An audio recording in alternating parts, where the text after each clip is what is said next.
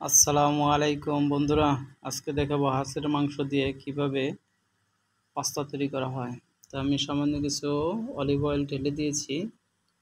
এবার আমি হাঁসের মাংস সামান্য পরিমাণ দিয়ে দিলাম। তো এখন এটাকে 2 মিনিট নাড়াচাড়া করে তেলটার সাথে ভালো করে মেশাতে হবে।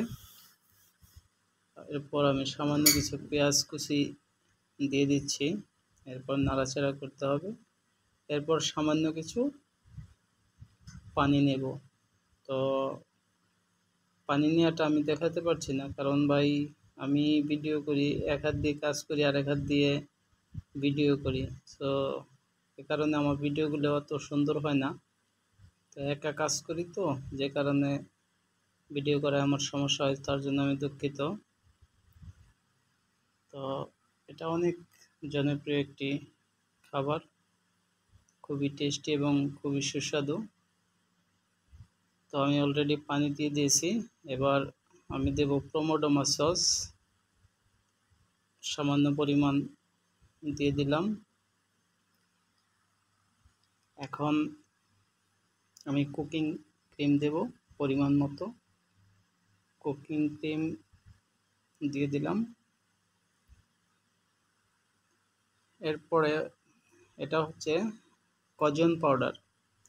এটার টেস্ট একটু ঝাল ঝাল এবং কি কালার আসবে হলুদের মতো। সামান্য পরিমাণ 1 চামচ পরিমাণ মতো আমি কজন পাউডারটা নিয়ে নিলাম। এরপর দেব সামান্য পরিমাণ লবণ, চিকেন স্টক এবং ব্ল্যাক পেপার। এটা হচ্ছে ব্ল্যাক পেপার, 1/2 চামচের কিছু কম। এরপর আমি পাস্তা দেব, ভালো করে মেশাবো। মেশানোর পরে এখন পাস্তা ঢেলে দেব।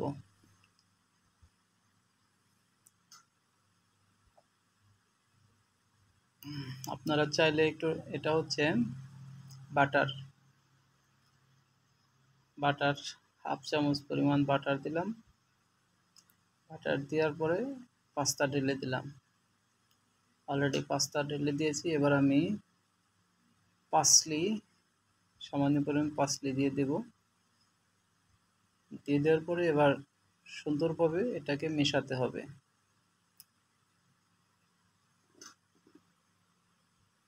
তো এটা আপনারাও রুমে বা আপনার ঘরে পরিবেশন করতে পারেন, বানাতে পারবেন। খুবই টেস্টি। এটা ছোট বড় সবাই খেতে পারবে। অলরেডি আমার পাস্তা